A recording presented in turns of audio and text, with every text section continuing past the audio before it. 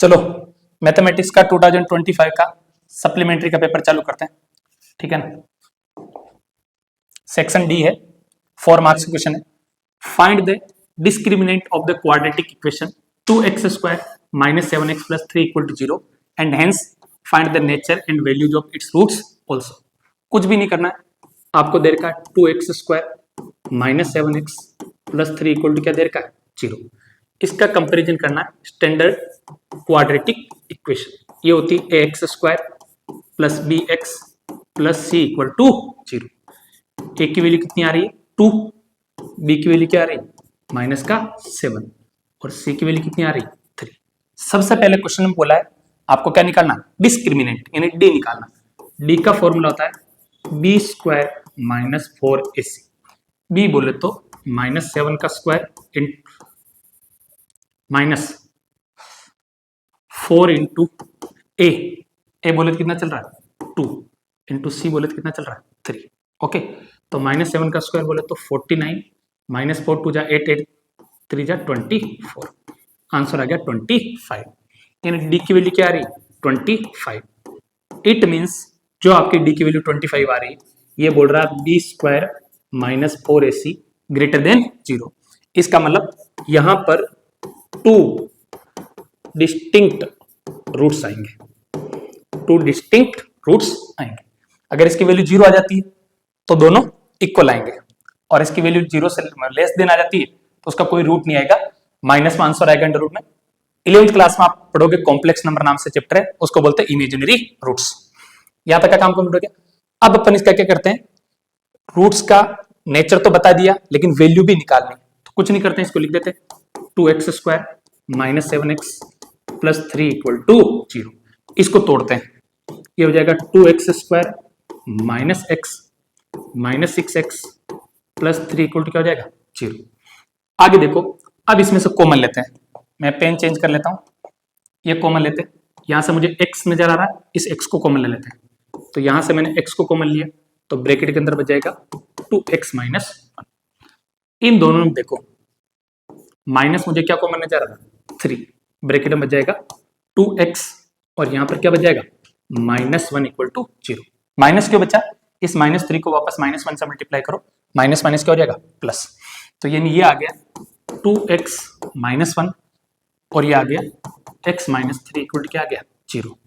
यानी 2x - 1 = 0, 2x = 1, x = 1 क्या हो जाएगा 2। x की वैल्यू तो 1/2 आ रही, एक बार x - 3 = क्या चल रहा है 0, तो x की वैल्यू क्या जाएगी 3। ये दोनों आपका फाइनल आंसर। अगला क्वेश्चन बोल रहा है find the 2 odd consecutive positive integers whose product is 143। इसी क्वेश्चन नंबर 18 में ये बोल रहा है कि उनका प्रोडक्ट क्या आना चाहिए 143। 2 कॉन्जिक्यूटिव पॉजिटिव ऑड इंटीजर लेना, मैं ले रहा हूं लेट फर्स्ट नंबर, इसको क्या मान लिया x, सेकंड नंबर इसको क्या मान लिया x प्लस क्या लेना है 2 लेना है। और बोला है, मान लो सपोज करो हाइपोथेटिकल सिचुएशन लो कि x की वैल्यू मान लो आपकी 11 आ रही, कॉन्जिक्यूटिव ऑड पॉजिटिव इंटीजर का मतलब अगली x की वैल्यू क्या आएगी 13, लगातार 2 ऑड नंबर लेना है। चलो अकॉर्डिंग टू क्वेश्चन इन दोनों का जो प्रोडक्ट है यानी x + 2 और x = कितना आना चाहिए 143। ये आ जाएगा x² + 2x - 143 = क्या जाएगा 0। ये हो जाएगा x² प्लस, अब देखो 143 का क्या करें कि अपना आंसर आ जाए। देखो 11 की टेबल से डिवाइड करो, 1 टाइम जाएगा, कितना बच जाएगा 3 बच जाएगा 13 टाइम, तो 11 × 13 यानी हो जाएगा x² + 13x - 11x - 143 = क्या हो जाएगा 0। यहां से मैं पेन चेंज कर लेता हूं, ये हो जाएगा x ब्रैकेट के अंदर बच जाएगा x + 13 -11 को कॉमन ले लो, x + 13 = क्या हो जाएगा 0। ये हो जाएगा x + 13 x - 11 = क्या हो जाएगा 0, x + 13 = क्या हो जाएगा 0, x की वैल्यू आ जाएगी -13।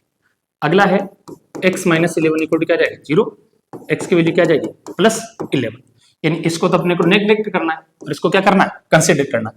तो आपका first number x equal to कितना आ रहा है 11। सेकेंड जो नंबर है वो आ जाएगा x प्लस 2 यानी 11 प्लस 2 कितना आ जाएगा 30। ये आपका फाइनल आंसर। ओके, अब अंडर रूट वाला क्वेश्चन पर आ जाते हैं, इसी सेक्शन में आगे बढ़ते हैं। चलो कुछ नहीं करना, सबसे पहले अपने को लिखना LHS। लेफ्ट हैंड साइड में जो दे रखा है उसको एज इट इज लिख दो 1 प्लस साइन ए अपॉन 1 माइनस साइन।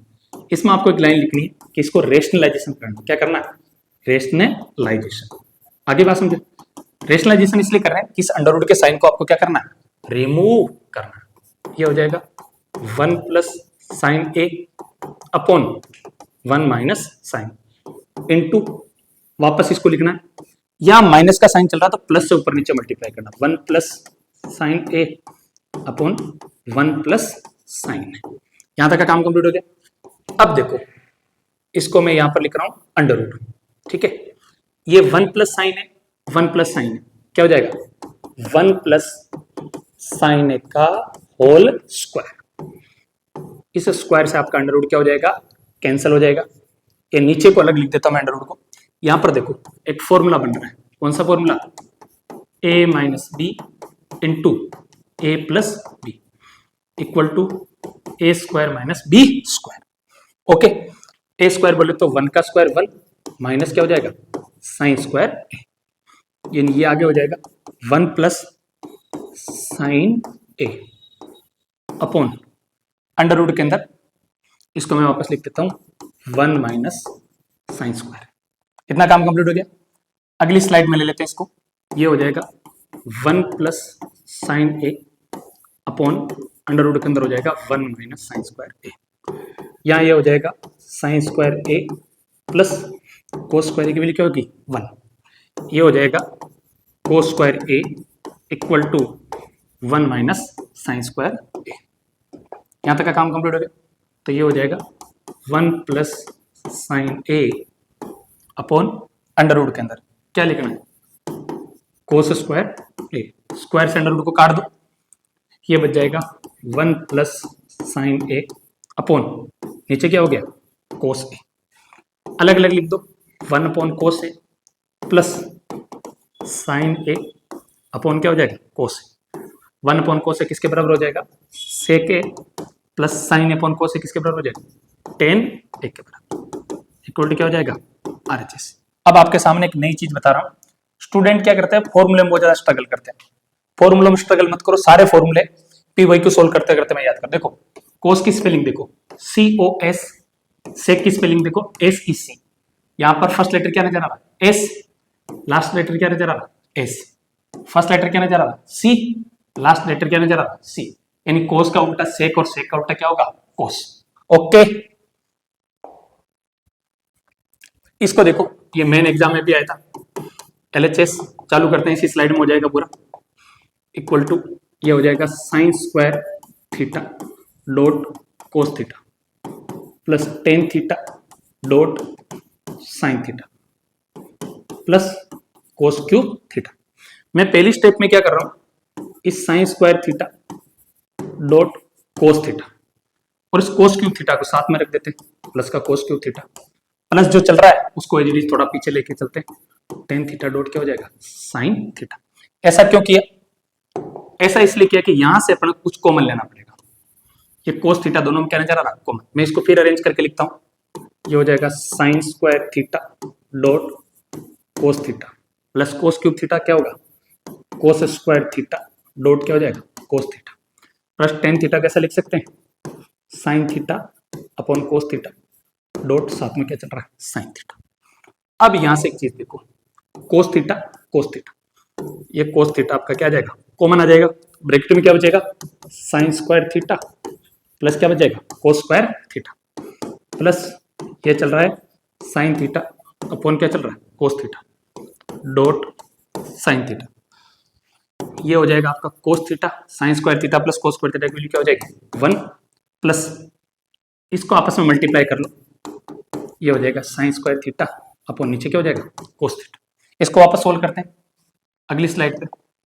तो ये आपका हो जाएगा कोस थीटा अपन क्या कर देते हैं 1 प्लस ये हो जाएगा साइन स्क्वायर थीटा अपन नीचे क्या चल रहा था कोस थीटा। कुछ नहीं करना, इस 1 और कोस थीटा का एलसीएम ले लो, इसके नीचे कुछ नहीं था तो 1 माना था।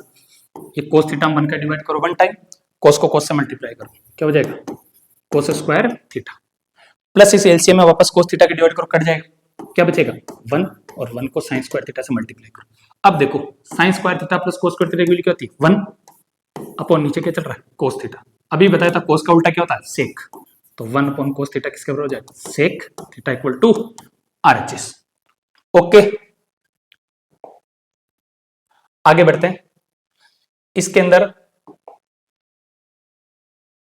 बाकी अगली वीडियो के अंदर करेंगे, वीडियो क्या हो जाएगा लंबा हो जाएगा। ओके